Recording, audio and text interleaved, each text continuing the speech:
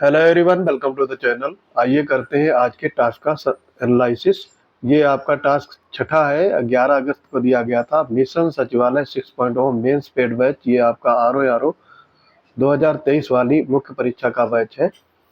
तो अगर आप भी हमारे बैच से जुड़ना चाहते हैं, अपनी तैयारी को अपर लेवल तक ले जा करके फाइनल सीट पक्का करना चाहते हैं, तो पीसीएस वंडर टेलीग्राम चैनल से जुड़ जाएंगे। वहां पर आपको इस बैच से रिलेटेड डिटेल उपलब्ध रहेगी और पेमेंट करके आप बैच से जुड़ सकेंगे। बैच में आपको टास्क दिए जाते हैं, उसके बाद में मॉडल आंसर राइटिंग की पीडीएफ प्रोवाइड की जाती है। तो जैसे ये पीडीएफ है, ये आपको पेड बैच में उपलब्ध रहेगी। टॉपिक है आपका यौन अपराध कारण और निवारण। इस पर आपको ऐसे लिखना है 600 शब्दों में। तो ऐसे में सबसे पहले आप भूमिका या प्रस्तावना लिखेंगे, तो 100 से 150 शब्दों के बीच में। तो देखो, यौन अपराध पर ये प्रस्तावना लिखी गई है। दुनिया के प्रमुख संचार संगठनों में से एक थॉमस फाइटर्स फाउंडेशन द्वारा जारी एक रिपोर्ट में देश में महिलाओं की सुरक्षा की स्थिति को फिर से सवालों के कटघरे में लाकर खड़ा कर दिया है। इस रिपोर्ट में ये बात सामने आई है कि भारत महिलाओं के रहने की दृष्टि से तथा उनकी सुरक्षा की दृष्टि से बेहद असुरक्षित स्थान है।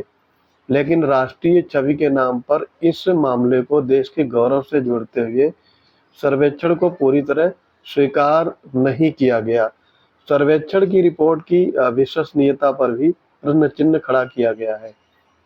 राष्ट्रीय महिला आयोग ने बताया है, सर्वेक्षण का रूप बहुत छोटा है, यह पूरे देश का प्रतिनिधित्व करने में सक्षम नहीं है। तो ये आपका हो गया प्रस्तावना। इसके बाद में मुख्य विषय में पैराग्राफ्स देखेंगे। तो नेक्स्ट पैराग्राफ आपका है, इन सब में इतर इस बात पर बिल्कुल संदेह नहीं किया जा सकता है कि देश में महिलाएं सुरक्षित नहीं है। माना कि आधुनिक सदी की महिलाएं घर की चार दीवारी से निकलकर वह रूढ़वादिता की दहलीज लांघकर विभिन्न क्षेत्रों में अपना नाम रोशन कर रही हैं।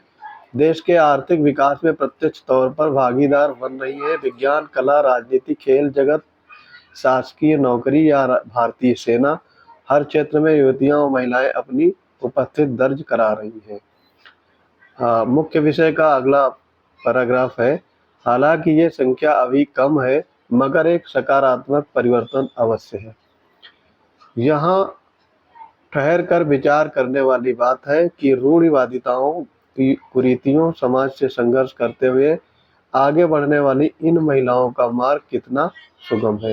ये प्रश्न चिन्ह पूछा गया है। इसके बाद आगे इसमें देखेंगे, वर्तमान परिप्रेक्ष्य की बात की जा रही है। वर्तमान परिप्रेक्ष्य में देखें तो महिलाओं के विरुद्ध होने वाले यौन अपराधों का ग्राफ लगातार बढ़ता जा रहा है। छेड़खानी, बलात्कार, देह तस्करी जैसे मामले लगातार बड़ी संख्या में दर्ज हो रहे हैं। वर्तमान समय में, ये आपका अगला पैराग्राफ है, वर्तमान समय में महिलाओं की समस्याएं उजागर हो रही हैं। उनकी समस्याओं की ओर समाज का ध्यान आकर्षित कर रहा है। हम किसी भी समय टेलीविजन खोलें, समाचार चैनलों में देश के किसी कोने से यौन अपराध की खबरें दिख ही जाएंगी। यहाँ तक कि समाचार पत्र में हर रोज कोई न कोई हृदय विदारक घटना देखने पड़ने को मिल ही जाएगी, जिसमें युवतियों, बालिकाओं या महिलाओं के शोषण से संबंधित घटना हुई हो। नेक्स्ट पैराग्राफ में है, अब यहाँ से प्राचीन काल से आधुनिक काल के बीच में बात हो रही है। प्राचीन काल से लेकर वर्तमान समय तक स्त्री हमेशा भोग की वस्तु समझी जाती रही है। पितृसत्तात्मक समाज में महिलाओं को हमेशा दोयम दर्जे का समझा जाता है। पुरुषों की दबी हुई यौन उत्कंठा अवसर मिलते ही सामने आ जाती है। पारिवारिक कलह, पुत्र प्राप्ति का अवसाद, महिलाओं को अपनी संपत्ति की तरह समझने का मनोविकार, महिलाओं के प्रति हिंसा एवं यौन आक्रामकता को बढ़ावा देता है। पिछले कुछ सालों में, ये आपका अगला पैराग्राफ है मुख्य विषय का ही, पिछले कुछ सालों में इंटरनेट और सोशल मीडिया तक बालकों, किशोरों की आसान पहुंच बढ़ी है। इंटरनेट के माध्यम से अश्लील सामग्री तक बटन दबाते ही पहुंचा जा सकता है। सोशल मीडिया में अपने आयु वर्ग में अनैतिक वार्तालाप, फोटो वीडियो साझा करना बेहद आसान हो गया है, जिसका विपरीत असर किशोर वर्ग के मनोविज्ञान पर साफ देखा जा सकता है। इस प्रकार के मनोवृत्ति वाले युवा कम उम्र में ही यौन रूप से आक्रामक हो रहे हैं। सही समय पर सही दिशा न मिलने पर युवा पीढ़ी गलत मार्ग पर पड़ रही है, जिसका परिणाम भयावह है। इस प्रकार यौन आक्रामकता लिए हुए युवा वर्ग युवतियों और महिलाओं में असुरक्षा की भावना उत्पन्न करता है। नेक्स्ट पैराग्राफ में बताया गया है, यौन अपराधों के स्तर में कमी लाने की बात की जाए। अब उपाय बताए जा रहे हैं, आगे की राह क्या हो सकती है। तो अपराधों के निवारण के लिए सर्वप्रथम आवश्यक है पितृसत्तात्मक समाज की नींव पर प्रहार किया जाए। पितृसत्तात्मक मानसिकता की व्यवस्था के अंतर्गत महिलाओं की स्थिति वस्तु जैसी होती है, वहीं पुरुष वर्ग श्रेष्ठ तथा शक्तिशाली होता है।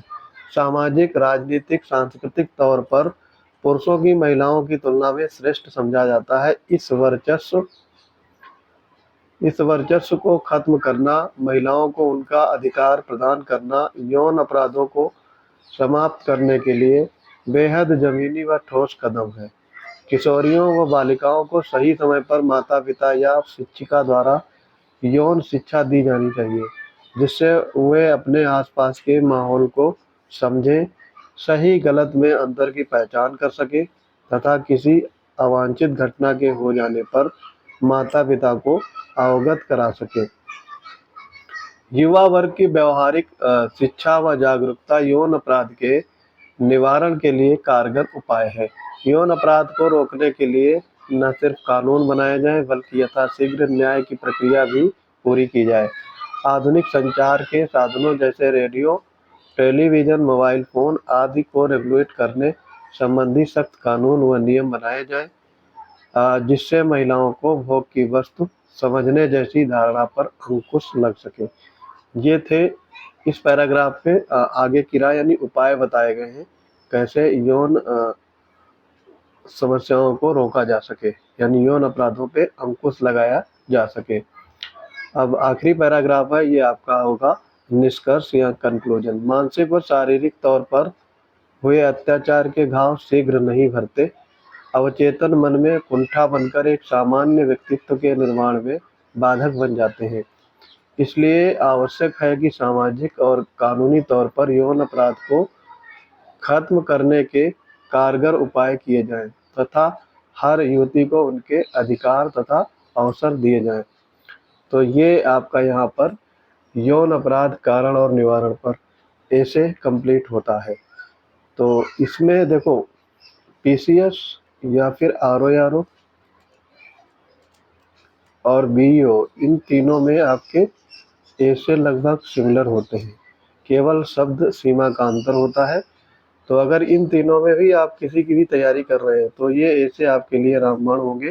जितना ज़्यादा लिखेंगे, आपकी प्रैक्टिस होगी, उतना ही ऐसे में अच्छे खासे मार्क्स मिलेंगे। और ऐसे में अच्छे मार्क्स मिलने का मतलब है आपका फाइनल सिलेक्शन होना। तो ये चीज़ आपको पता होनी चाहिए। ऐसे जितना अट्रैक्टिव होगा, जितना इफ़ेक्टिव होगा, उतना ही अच्छे नंबर मिलते हैं।